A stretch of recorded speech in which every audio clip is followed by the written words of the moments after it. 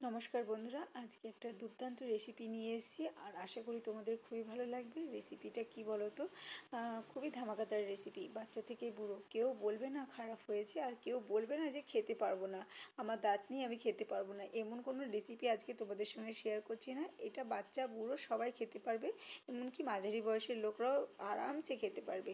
তার জন্য কি করতে হবে, 100 গ্রাম বা 200 গ্রাম সাবু ভালো মতন ভিজিয়ে ওটাকে ধুয়ে রেখে দিতে হবে কিছুক্ষণ। তারপরে কড়াইতে একটু ঘি দিয়ে কাজু আর কিশমিশটা ভালো মতন ব্রাউন না হওয়া পর্যন্ত ভাজতে হবে। আর বন্ধুরা, তোমাদের কাছে যদি ঘি না থাকে অপশানে তোমরা সাদা তেলও ব্যবহার করতে পারো, সাদা তেল দিয়েও ভাজা যায়, কোনো অসুবিধা নেই।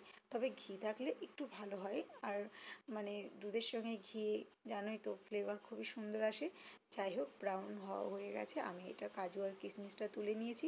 আর এই দুধটা জাল দেওয়া দুধ ছিল, তাই কড়াইতে ঢেলে দিলাম ওই একটুখানি ঘিয়ের উপরে। ঘিটা আর তুলে রাখলাম না, আশা করি ভালোই লাগবে খেতে। তাই আমি দুধটা ভালো মতন আর একটু জাল দিয়ে একটু গাঢ় গাঢ় করে নিয়েছি। যেহেতু সাবুদানাটা ভিজানো ছিল, নরমই ছিল, তাই বেশিক্ষণ লাগেনি।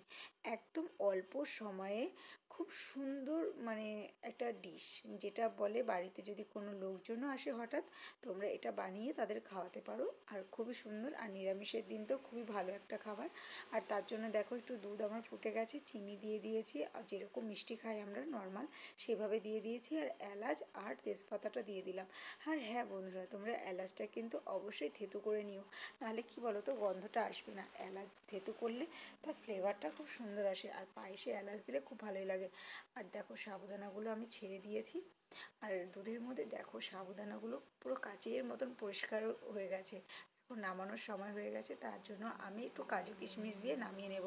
জানো তো বন্ধুরা, এই সাবুদানার পায়েসকে না অনেকে আবার কাচের গুলি পায়েস বলে। কেন বলো তো, জানো তো, সাবুদানায় যখনই তুমি দেবা কাচের গুলির মতন পরিষ্কার লাগবে দেখতে, আর ভালো লাগে। যাই হোক বন্ধুরা, ভালো লাগলে অবশ্যই লাইক আর কমেন্ট করে দিও। ধন্যবাদ।